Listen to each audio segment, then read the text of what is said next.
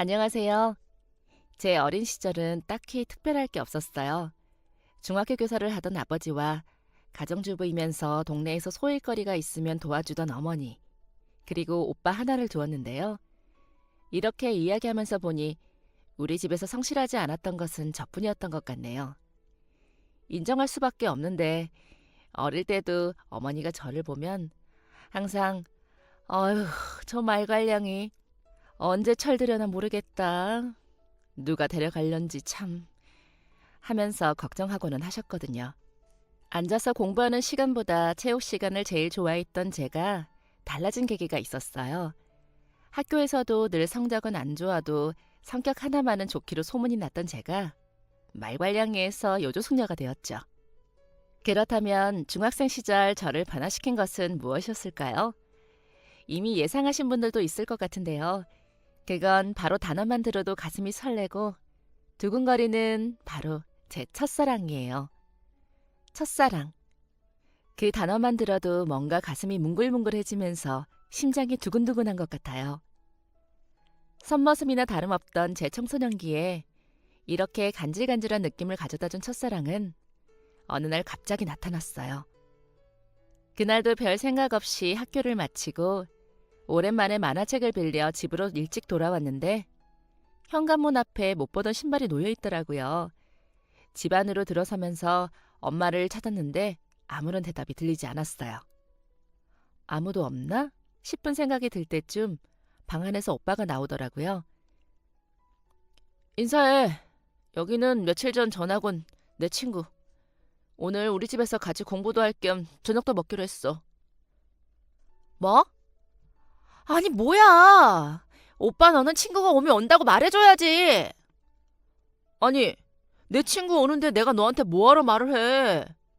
그리고 엄마랑 아빠는 이미 알고 계시거든? 한창 오빠랑 실갱이를 하고 있으니 오빠 친구라는 그 사람이 어색하게 뒤통수를 문지르면서 이야기했어요. 미안해. 동생은 저녁 늦게 올 거라고 해서 괜찮을 줄 알았어. 혹시 내가 불편하면 그냥 공부만 빨리 끝내고 갈게. 네 알바냐고 박박 우겨대던 저희 오빠와는 다르게 얼굴부터 순해 보이는 인상의 그 사람은 저에게 미안해하며 사과했어요. 우리 오빠 녀석이 말을 하지 않은 건데 대체 뭐가 미안한 건가 싶었지만 그렇다고 저녁까지 먹으려고 기대한 사람을 다시 집에 가라고 돌려보내는 것도 무례한 일이죠. 그래서 저는 황급히 만화책을 가방에 다시 집어넣고 머리를 손으로 한번 쓸어 넘기고 빠르게 옷매무새를 다듬은 다음 처음 지어보는 온화한 미소를 보이며 괜찮다고 이야기했어요. 으악, 너 뭐하냐? 그 표정은 뭐야? 으악. 앞에서 도움 안 되는 오빠 녀석이 핀잔을 주었지만 몰래 팔을 살짝 꼬집어 비틀고는 다시 미소를 지어 보이며 가방을 들고 조심스럽게 제 방으로 들어갔어요. 괜찮아요. 저는 신경 쓰지 마세요. 저녁까지 꼭 드시고 가세요.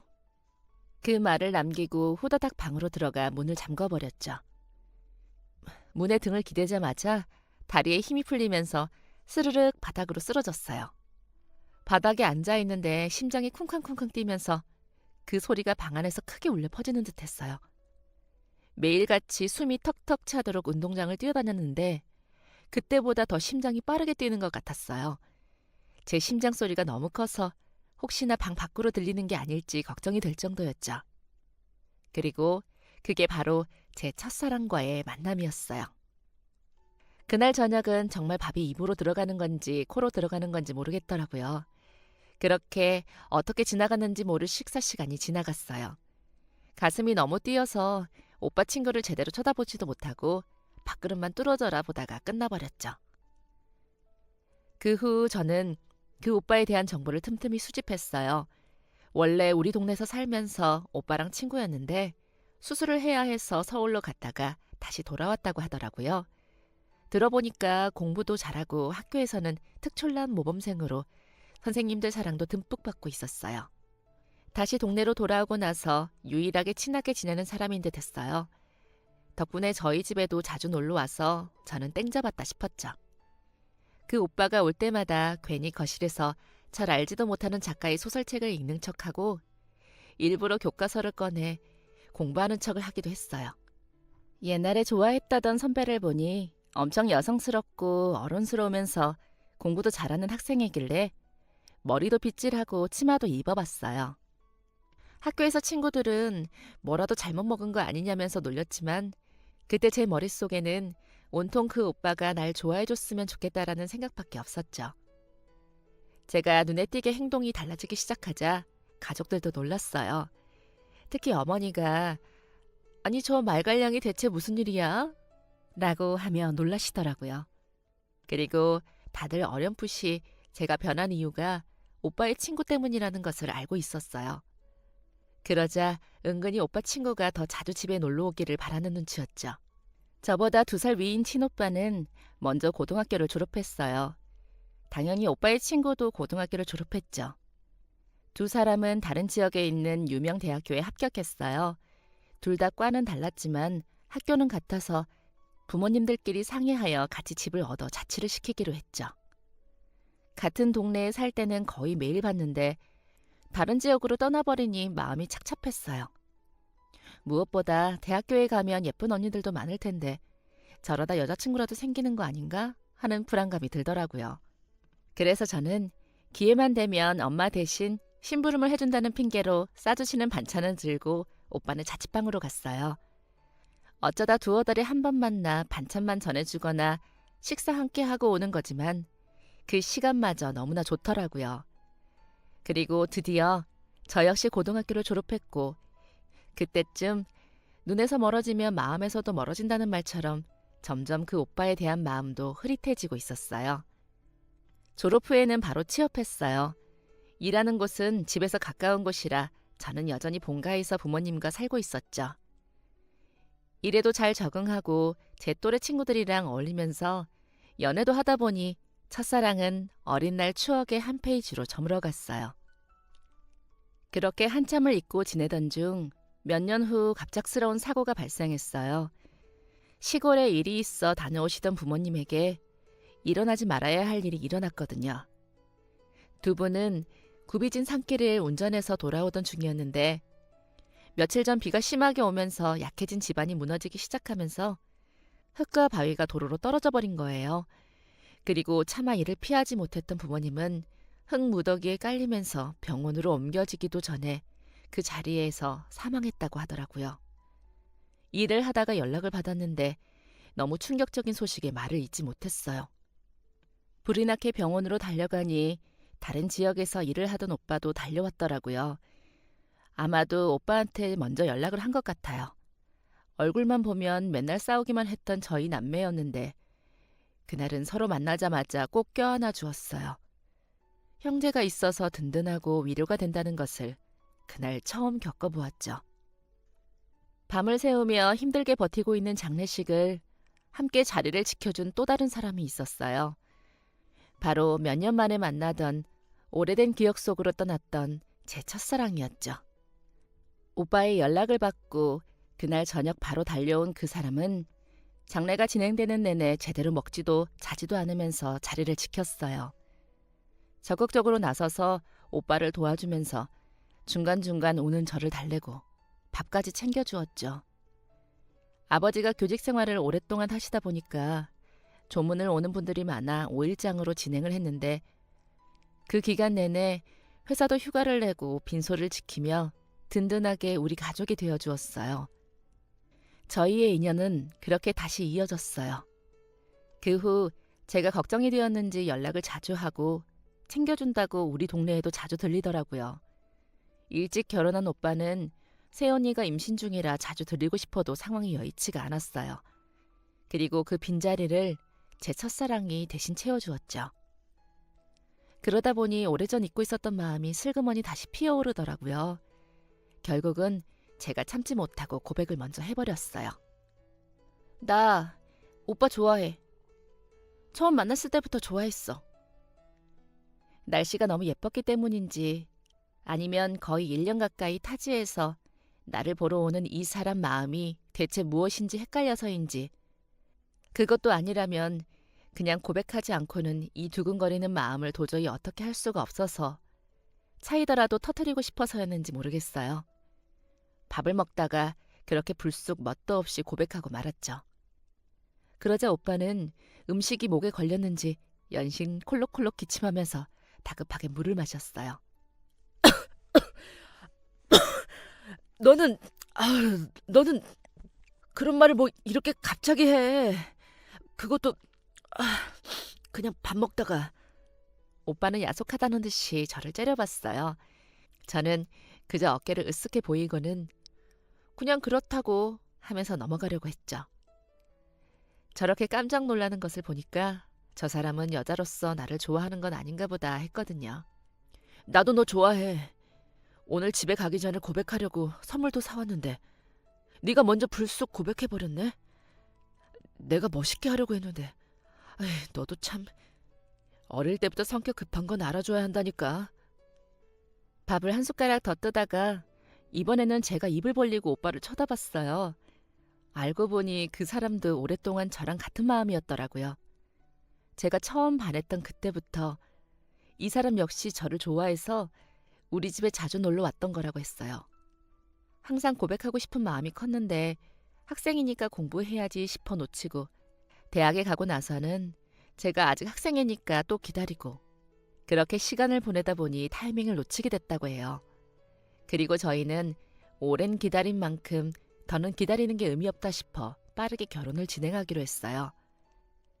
괜히 이번에도 타이밍을 보다가 어떤 일이 생길지 모르니까요. 오빠의 어머니에게도 허락받고 가족들끼리 조촐하게 결혼식을 진행하여 정식으로 부부가 되었어요.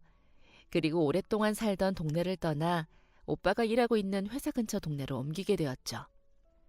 어릴 때부터 쭉 같은 동네에서만 살았기에 타지 생활이라는 게 힘들 줄 알았는데 생각보다 빨리 적응할 수 있더라고요. 결혼 후 한동안은 동네에 적응도 할 겸 일을 하지 않았어요. 그러면서 요리를 시작했는데 생각보다 결과가 좋더라고요. 와, 결혼하니까 이렇게 맛있는 밥을 매일 먹을 수 있구나. 당신 요리 솜씨 진짜 장난 아닌데? 나중에 식당 해도 되겠어. 저희는 주변에서도 부러워할 정도로 알콩달콩한 결혼 생활을 이어갔어요. 그리고 이 행복은 영원할 것만 같았죠. 결혼 5년 차. 그날은 기념일이라 집에서 진수성찬을 준비하고 있었어요. 평소 남편이 좋아하던 음식들로만 한 상 가득 준비하면서 아침부터 쉴 틈 없이 다리가 아플 정도로 부엌에서 하루 종일 시간을 보냈죠. 그런데 오늘 일찍 퇴근한다던 남편이 오후 시간이 다 되도록 연락이 없었어요. 연락을 해볼까 하다가 혹시나 일하는데 방해가 되지 않을까 싶어서 마냥 기다렸죠. 그러다가 소파에서 깜빡 잠이 들었는데 누군가 문을 두드리는 소리가 났어요. 그래서 나가보니 근처 동네에 살던 오빠가 우리 집 앞에 서 있더라고요. 무슨 일이냐고 물어보기도 전에 오빠는 제 손을 낚아채더니 차를 태웠어요. 너무 황당해서 계속 무슨 일이냐고 물어봤는데 땀을 뻘뻘 흘리면서 대꾸도 하지 않고 차를 달리더니 병원 앞에 서더군요. 아마도 그때부터 무언가 감이 오기 시작했던 것 같아요.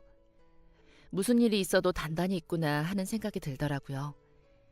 차에서 내리려고 문을 여는데 손이 벌벌 떨려서 힘이 들어가지 않았어요. 간신히 문을 열고 다리를 꺼내려는데 다리가 너무 떨려서 일어날 수가 없더라고요.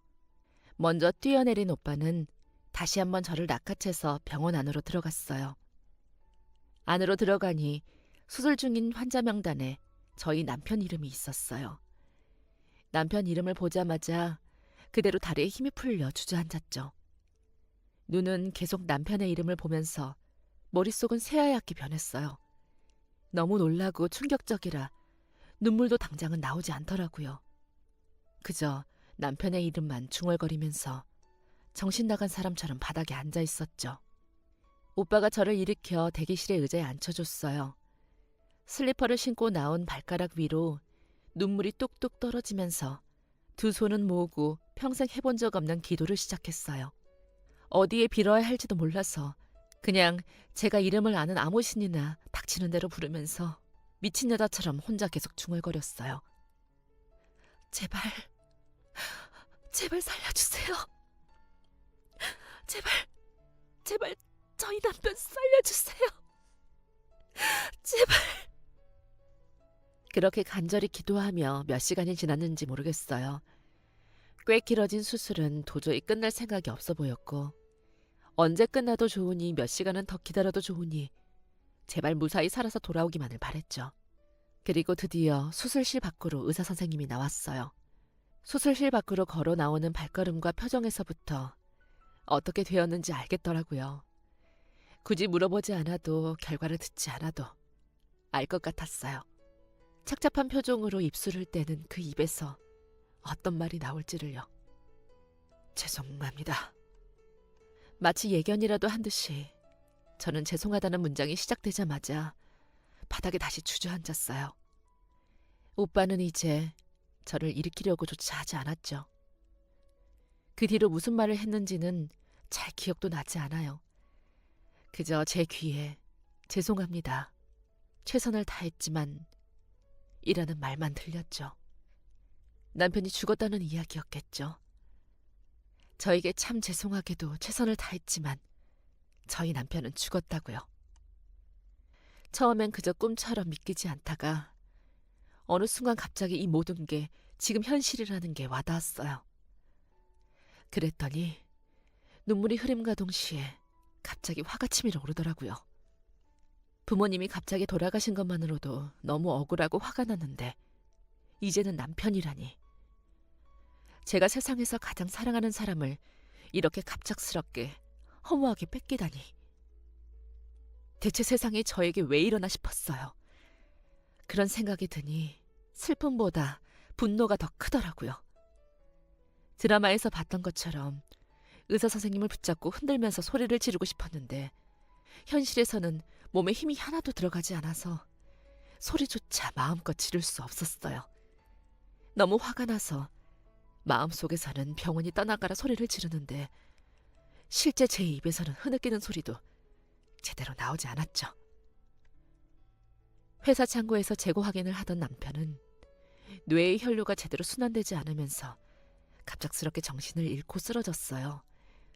쓰러지면서 머리까지 부딪힌 상황이었는데 주변에 아무도 없었다고 해요. 그리고 한참이 지나 같은 회사의 동료가 발견하여 급하게 병원으로 옮겨졌지만 이미 중요한 시기를 놓쳐서 생사가 불분명한 상태였죠. 오랜 시간 수술을 진행하며 어떻게든 살려보려고 했지만 결국 남편은 돌아올 수 없는 강을 건넜어요. 부모님 옆에 남편을 두고 집으로 돌아온 날, 식탁 위에 결혼기념일을 맞이해서 만들어둔 음식이 보였어요. 기름이 둥둥 떠있는 불고기에 메마른 채 굳은 잡채, 나물에서는 쉰내가 슬슬 올라오고 있었죠. 남편이 가장 좋아하는 과일이라 사다 두었던 딸기는 냉장고에서 물러서 통에 물이 가득 고여 있었어요. 덜덜 떨리는 손으로 음식들을 집어서 쓰레기 봉투에 담았어요. 남편과 함께 먹으려고 좋아하는 음식들을 가득 만들었는데 그 사람은 집에 와서 구경도 못했어요. 신나서 만들었던 음식이 쓰레기로 변한 것을 보고 있으니 가슴이 찢어질 듯 아프더라고요. 한동안 정말 폐인처럼 지냈어요. 밥도 안 먹고 잠도 제대로 안 자고. 그냥 저도 남편을 따라 세상을 떠나고 싶더라고요. 오빠가 몇 번이나 찾아왔지만 문도 열어주지 않았고 집에 있는 전화선도 다 뽑아버렸어요. 남편 사진만 몇 날 며칠을 들여다보면서 울고 또 울고. 그때 흘렸던 눈물을 모으면 수영장 하나 정도는 채울 수 있지 않을까 싶어요. 그렇게 매일 울기만 하던 어느 날 깜빡 잠이 들었는데 꿈에서 남편이 나왔어요. 따스하게 햇살이 들어오는 거실을 따라 부엌으로 가니 남편이 식탁에 앉아 있었어요. 너무 맛있다. 역시 당신 음식 솜씨는 알아줘야 한다니까. 당신이랑 결혼하고 나서는 웬만한 식당 어디를 가도 다 내 성에 안 차더라. 남편은 제가 결혼기념일을 위해 만든 음식을 맛있게 먹고 있었어요. 이게 꿈이라는 걸 알지만 이렇게라도 다시 남편의 모습을 볼 수 있다니 말로는 다 설명할 수 없을 정도로 마음이 벅차올랐어요. 여보, 너무 맛있다 정말. 고마워 여보. 나를 위해서 이렇게 요리해줘서. 우리 와이프 다리도 아프고 손목도 아팠겠다. 고생 많았어. 정말 고마워. 아니야, 아니야. 당신만 먹어줄 수 있으면 이런 요리 같은 거 아무것도 아니야. 몇 개고 몇 번이고 해줄 수 있어. 내가 평생 요리해줄게. 그러니까 가지 마. 아니, 돌아와. 제발. 나 당신 없이 못 살아. 나는 당신 없으면 안 돼. 그건 당신이 제일 잘 알잖아. 그냥 내가 당신 따라갈게. 어? 그렇게 하자, 우리. 우리 그래서 영원히 행복하게 살자. 이게 꿈이라는 걸 알고 있으면서도 저는 남편에게 간절히 빌었어요. 돌아오라고. 아니, 내가 가겠다고. 그러니까 같이 살자고. 우리 영원히 함께 하자고 말이죠. 그러자 남편은 살아있을 때 늘 보여주던 온화한 미소를 지으면서 울고 있는 제 옆으로 와 눈물을 닦아줬어요. 여보, 내가 살면서 가장 잘한 일은 당신을 만난 거야. 나는 처음 만났을 때부터 지금까지 늘 당신을 사랑했어. 그리고 우리가 함께하면서 날마다 정말 행복했어. 고마워. 나를 세상에서 가장 행복한 사람으로 만들어줘서. 그리고 고마워. 세상에서 가장 맛있는 요리를 매일 해줘서. 우리가 함께하는 것도 행복하겠지만 나는 당신이 여기 남아서 내가 덕분에 행복했던 것처럼 맛있는 요리로 사람들에게 즐거움을 주었으면 해. 나는 당신이 다른 이들에게 행복을 주는 사람이 되었으면 좋겠어. 이 말을 끝으로 남편은 저를 꼭 안아줬어요. 그리고 어떻게 꿈이 끝났는지 모르겠지만 어느 순간 눈이 떠지더라고요. 그리고 아니란 걸 알지만 눈이 떠지자마자 방을 뛰어나가 부엌으로 갔어요. 역시나 식탁 위에는 음식도 남편도 없더라고요. 다시 한번 남편이 그 식탁에 앉아서 밥을 먹던 모습이 생각나서 눈물이 났어요. 그리고 어쩌면 진짜 남편의 마지막 소원일지도 모를 그 꿈을 이루어 주어야겠다고 다짐했죠. 그렇게 남편이 세상을 떠난 지 3개월이 되어서야 저는 슬픔을 딛고 일어났어요. 제일 먼저 일자리를 구해야겠다 싶었는데 마침 집 주변의 반찬가게에서 사람을 구하더라고요. 거기서 일을 시작했고 음식을 더 본격적으로 배우기 위해서 요리 학원을 등록했어요. 한식조리 기능사 자격증을 준비하면서 가게를 차리기 위한 돈을 차곡차곡 모았죠. 가게를 차리기로 마음먹은 지 2년 정도 지났을 때 그동안 남편과 함께 모아둔 적금을 합쳐 작은 매장 하나를 임대했어요. 크기는 별로 크지 않았지만 지하철과 버스 정류장이 가까이에 있고 근처에 대학가와 사무실들이 가까이 있어서 고객 걱정은 없겠다 싶었어요. 또 어차피 혼자 운영할 생각이기 때문에 오히려 가게가 큰 것보다는 작은 게 낫겠다 생각이 들었고요. 처음에는 식당을 할지 싶기도 했는데 저 혼자 운영하기에는 무리가 있지 않을까 싶었어요. 그리고 주변에 자취하는 대학생들이나 직장인들이 많아 반찬 가게를 하는 게 더 낫겠다 싶더라고요. 그리고 주변 상권을 알아보니 반찬 가게와 함께 도시락을 판매하면 좋겠다는 생각이 들어 전날 예약을 받아 점심에는 도시락을 만들어서 판매하기로 했어요. 가게를 처음 개점하고 한 달 정도는 사람들에게 알려지기까지 시간이 조금 걸렸어요. 아무래도 다들 이미 식사를 하고 있는 곳들이 있기도 했고 이용하는 다른 가게들도 있을 테니 금세 손님이 몰려들지는 않더라고요. 그래도 천천히 손님들이 늘어나기 시작하는 게 시간이 지나면서 보였어요. 특히나 다들 점심에 판매하는 도시락을 좋아해 주셔서 조금씩이지만 매일 꾸준히 예약이 늘어가고 있었죠. 예약을 받기는 하지만 당일날 갑자기 수량을 추가하려는 분들이 있었기 때문에 도시락을 항상 넉넉하게 만들었어요.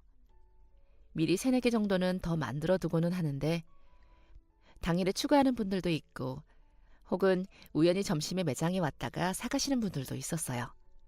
그런데도 늘 하루에 1-2개 정도는 남더라고요. 처음에는 제가 먹기도 하고 지나가다 오빠가 들리면 주기도 하고 주변에 친해진 다른 가게에 가져다 주기도 했어요. 근데 거의 매일 꾸준히 남다 보니까 먼저 만드는 사람인 저는 질려서 나중에는 못 먹겠더라고요. 그렇다고 수량을 딱 맞춰서 만들면 그날은 꼭 추가로 필요한 상황이 생겼어요. 그래도 모자란 것보다는 남는 게 낫겠다 싶어서 마음을 내려놓고 그냥 넉넉하게 만들었죠. 그런데 어느 날부터인가 저희 매장 밖으로 한 사람이 눈에 띄었어요. 늘 똑같은 낡은 옷에 아무렇게나 기른 너저분한 머리 스타일, 그리고 낡은 가방 하나에 바카스 박스 같은 것을 하나 앞에 두고 저녁 내내 지하철 앞에 앉아있는 것을 보니 노숙자인 것 같더라고요. 해질 때쯤이 되면 항상 저희 매장 앞을 지나쳐서 지하철역을 향하고는 하는데 이상하게 자꾸 신경이 쓰였어요. 그래서 주의 깊게 보기 시작했는데 저녁 내내 그 앞에 앉아있는 모습을 보면 뭘 먹거나 마시는 것도 볼 수 없었어요.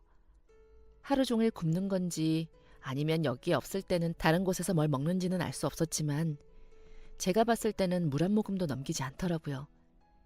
그리고 저 박스 안에 돈을 넣는 사람들이 있기는 한지 의심스러울 정도로 길 가는 사람들 누구도 관심을 주지 않았어요. 이유는 모르겠지만 그 모습이 왠지 짠하게 느껴졌어요. 아니면 제가 사람들이 먹는 것에 신경을 많이 쓰는 사람이라 아무것도 먹지 않은 모습이 안타깝게 여겨진 것일지도 모르겠어요.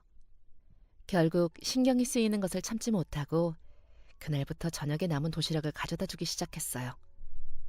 처음 가까이 다가가니 놀라면서 경계하시더라고요. 앞에 있는 반찬 가게에서 왔다고 하니 그런 항의를 많이 받으셔서 그런 건지 첫 마디가 죄송합니다. 다른 곳으로 옮길게요. 였어요. 그 이야기를 들으니 왠지 마음이 더 짠해졌어요. 아, 아니에요. 그런 게 아니라 제가 이 앞에서 반찬 가게를 하는데 점심에는 도시락을 팔거든요. 그런데 항상 조금 여유 있게 만들다 보니 남는 게 꼭 있어서요. 괜찮으시면 이거 드세요. 네? 이거 정말 저에게 주시는 건가요? 네. 어차피 남는 거라 마지막까지 안 팔리면 버릴 때도 있거든요. 제가 나름으로 열심히 정성 들여 만든 거라서 버릴 때마다 마음이 아팠는데 대신 드셔주시면 오히려 제가 감사할 것 같아요. 아니, 이렇게 소중한 걸 제가 드릴 돈도 없는데. 아, 괜찮아요.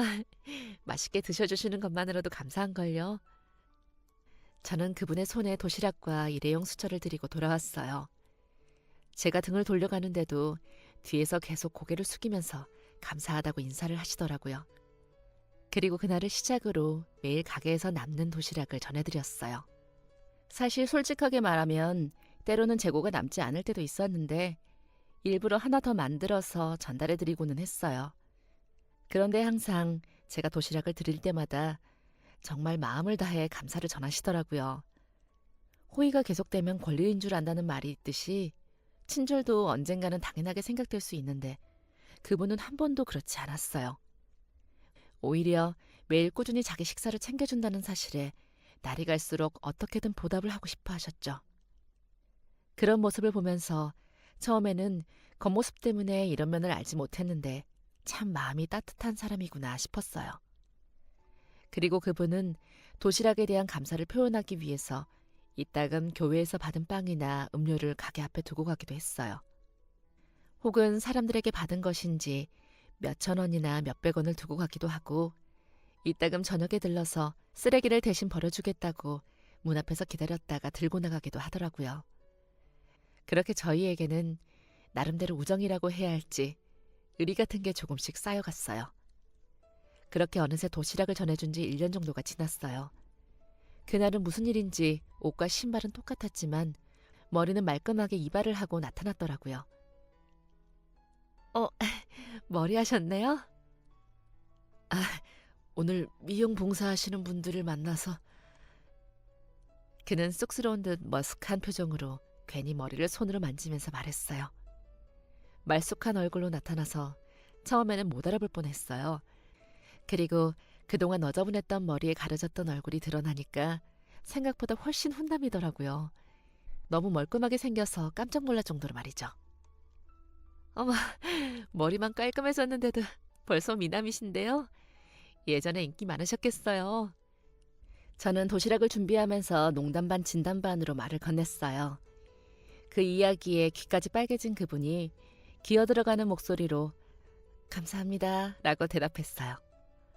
그분의 도시락을 챙기다가 갑자기 매장으로 전화가 오더라고요.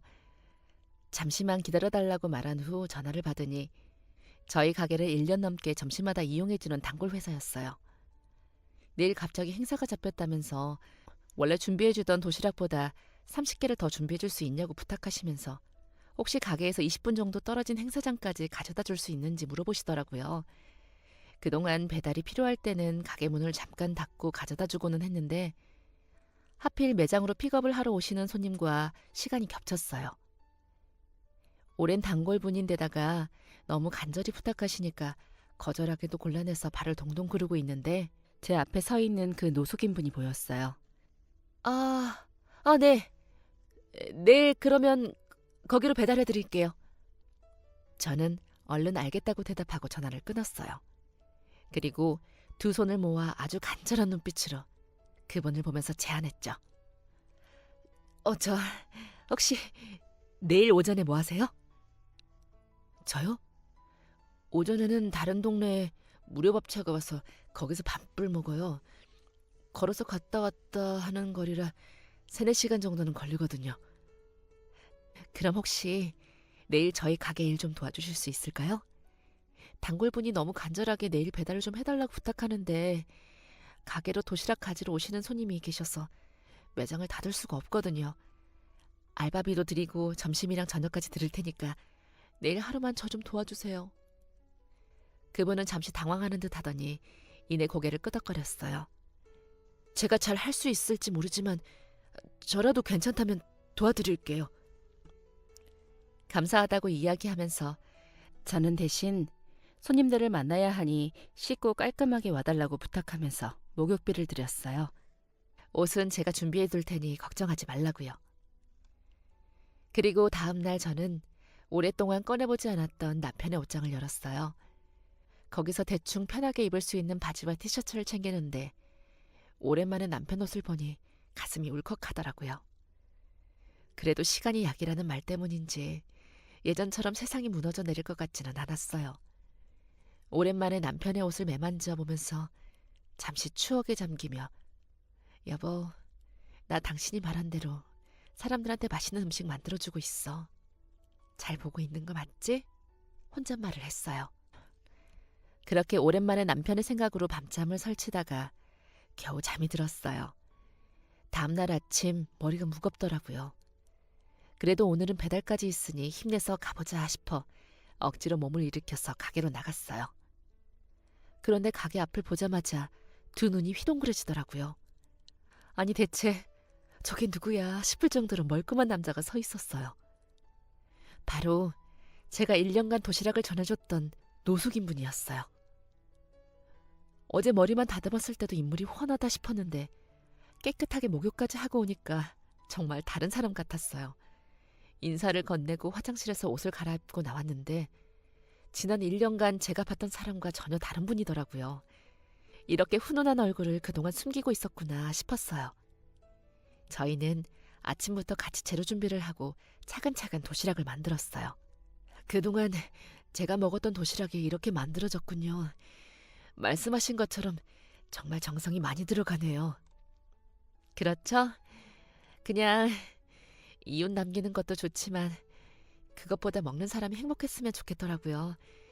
처음 이 가게를 차린 것도 사람들이 제 음식을 먹고 행복했으면 좋겠다는 마음으로 시작했거든요. 저희는 재료를 준비하고 도시락을 만들면서 이런저런 이야기를 나누었어요. 사실 저도 사업을 했었어요. 꽤 오랫동안 저희 업계에서 잘 나가는 곳이라 돈도 많이 벌었었어요. 좋은 집, 비싼 차. 어디를 가든 사람들이 대표님, 대표님 하면서 저를 귀한 사람으로 대해줬죠. 한 3년 정도 연애했던 사람이랑 결혼도 준비하고 있었는데 갑자기 사업이 삐끗했어요. 사업 시작할 때 함께 시작했던 동생이 있는데 집에 급하게 돈이 필요하다고 투자한 자금을 좀 빼달라고 하더라고요. 당장 급하게 쓸 곳이 있다고 하고 한 달 내로 바로 돌려주겠다고 해서 급히 만들어서 목돈을 줬어요. 당장 그 정도로는 사업이 흔들릴 정도는 아니라서 그때는 별 생각이 없었죠. 그런데 돈을 갚겠다고 한 달이 지나니까 없어졌더라고요. 돈도 그 동생도. 알고 보니까 저 모르게 저희 회사 돈을 계속 빼가고 있었어요. 우리 회사 이름을 팔아서 다른 사람들한테까지 돈을 빌렸더라고요. 다들 그 친구보다는 우리 회사를 믿고 돈을 빌려준 거니까 그 억울함도 분노도 전부 결국은 제가 떠안게 되었어요. 제가 회사 대표니까요. 피해자도 어마어마했고 그 친구가 그동안 회사 명의로 횡령한 돈도 엄청났어요. 하루아침에 깡통 사업이 되었죠. 집도 차도 다 팔아버리고 어떻게든 회사는 살려보려고 했는데 이미 주변에 이미지가 실추되어서 도저히 회생이 불가능했어요. 어릴 때부터 친한 동생이나 믿고 맡겨둔 제 잘못이었죠. 아무리 친한 사이라고 해도 돈 문제가 걸려있으니 제가 철저하게 확인을 했어야 하는데 대표가 사업 내부를 제대로 파악하지 못하고 있었으니 제 탓이에요. 그리고 준비하던 결혼도 한순간에 엎어졌어요. 알고 보니 그 사람, 그 동생이랑 저 모르게 바람을 피우고 있었더라고요. 그동안 돈 횡령한 것도 다 알고 있었고 그 동생이 사라질 때 같이 사라졌어요. 미안하다는 음성 메시지 하나 남겨두고요. 저는 그만 만든 도시락을 그 자리에 다 쏟을 뻔했어요. 아니 무슨 이런 황당한 이야기가 다 있나 싶었죠. 하루아침에 회사가 파산으로 간 것도 억울한데 그게 그동안 믿었던 동생과 여자친구가 모의해서 꾸민 일이라니 너무 화가 나서 주먹이 저절로 꼭 쥐어졌어요. 아니 그래서 어떻게 했어요 그 년놈들? 아니 죄송해요. 그 사람들 잡아서 혼내줬어요? 아니요. 못 찾았어요. 이미 해외로 도주한 것 같더라고요. 사는 집에도 찾아가 봤는데 짐도 싹 비어있고 그 뒤로 한 번도 마주친 적도 없어요. 저 혼자 빚 다 갚고 나머지는 갚을 수 없어서 결국 빚쟁이가 되었죠. 결국은 파산만 남더라고요. 그렇게 나쁜 사람들이 천벌을 받아야 하는데 결국 찾지 못했다는 이야기를 들으니 화가 나서 코에서 뜨거운 김이 새어나왔어요. 그렇게 이야기에 분노하면서 씩씩거리다 보니 어느새 그 많던 분량의 예약 도시락이 완성되었더라고요. 다 만든 도시락은 제가 재료 구입할 때 쓰는 작은 트럭에 실었어요. 그리고 그분에게 픽업 시간이랑 혹시나 손님이 오면 대처할 수 있도록 계산 방법이랑 포장 방법 등을 간단하게 알려주고 배달하러 갔죠. 배달을 마치고 다시 가게로 돌아왔는데 매장에서 하하호호 웃음소리가 들리더라고요. 안으로 들어가 보니 반찬을 사러 온 손님분이 웃으면서 이야기를 나누고 계셨어요. 들어가면서 저 역시 손님에게 인사를 하고 앞치마를 두르고 카운터로 갔어요. 아니, 어디서 이런 직원을 구했어? 말주변도 너무 좋다 정말. 나 이거 하나 사려고 했는데 이 사람 때문에 지금 3개나 사잖아. 아유, 인복이 제일 좋은 복이라는데 자기 정말 사람 잘 뽑았다. 인물도 아주 훤한 게 이제부터 손님들이 줄을 서겠어 아주. 아주머니는 웃으면서 신나게 이야기하시더니 반찬을 잔뜩 손에 들고는 가게를 나갔어요.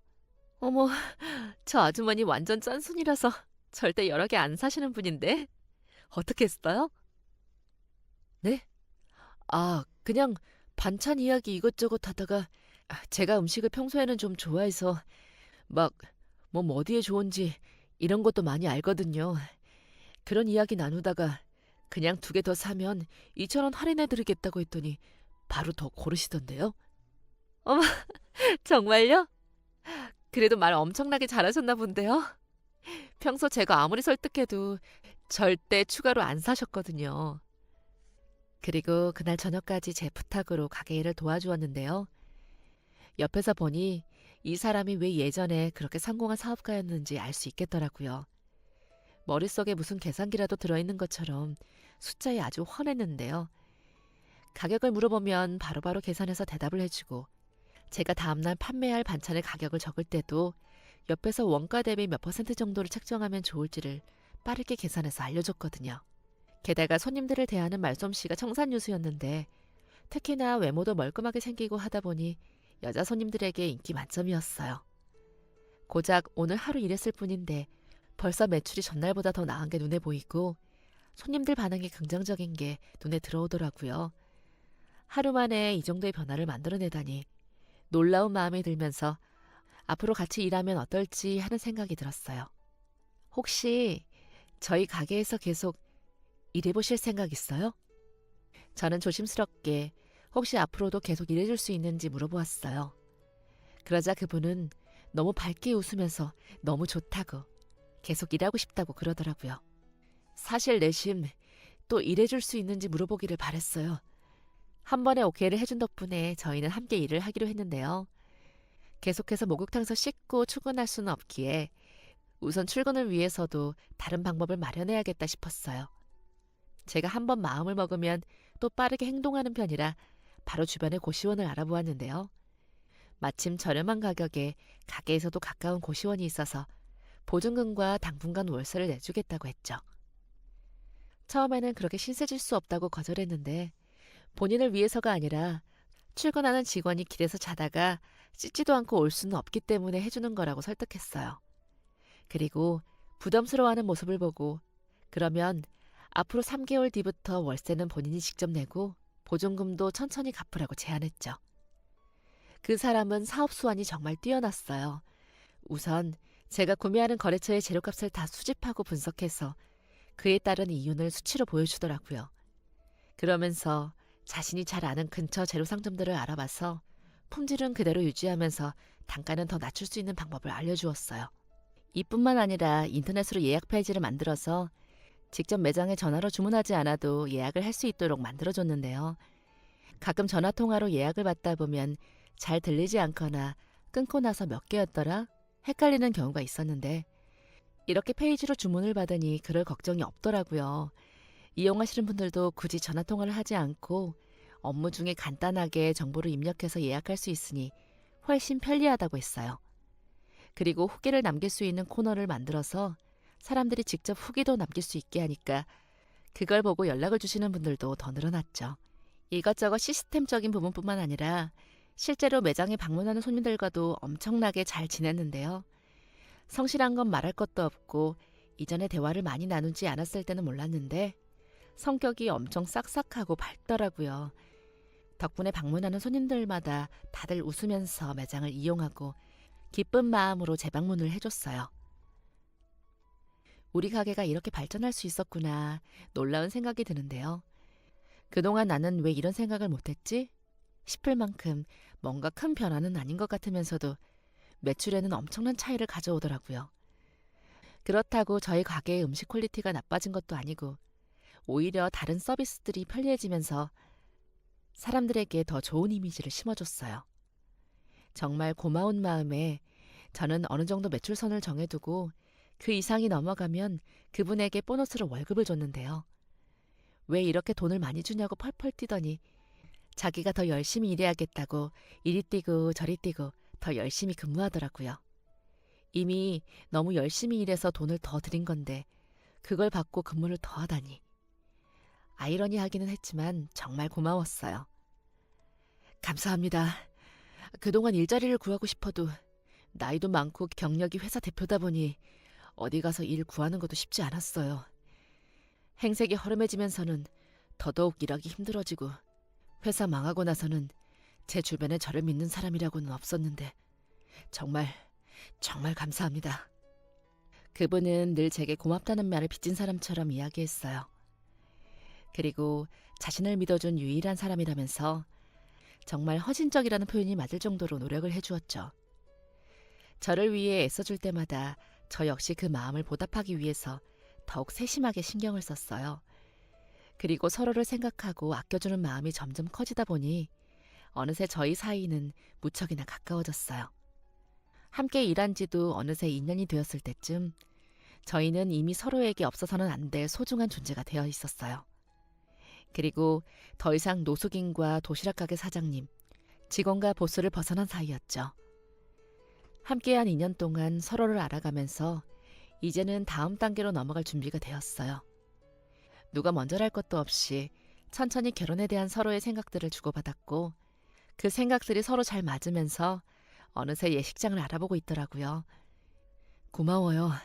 나를, 내 인생을 다시 회생할 수 있도록 만들어줘서. 고마워요.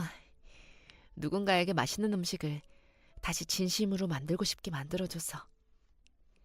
그렇게 저희는 가족들과 지인들 앞에서 정식으로 부부가 되었음을 알렸어요.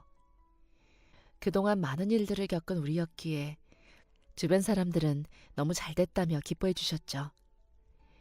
이미 결혼만으로도 너무나 큰 선물이었는데 저희 두 사람에게는 아직도 좋은 일이 계속 남아 있었어요. 알고 보니 남편이 눈이 밝은 사람이었거든요. 이렇게 들으면 이게 무슨 소린가 싶으시죠? 어느 날 남편이 괜찮은 상가가 하나 나왔다면서 구매하자고 했는데요. 금액도 나쁘지 않고 임대료가 매달 들어오면 쏠쏠하겠다는 생각이 들어서 그러자고 했어요. 그래서 상가를 샀는데 1년도 채 되지 않을 때쯤 건물에 유명 커피숍이 입점하겠다고 하더라고요. 이게 꿈인가 생시인가 싶었는데 더욱 믿기지 않은 것은 그 소문이 퍼지고 난 후에 건물값이 정말 고공행진을 했다는 거예요.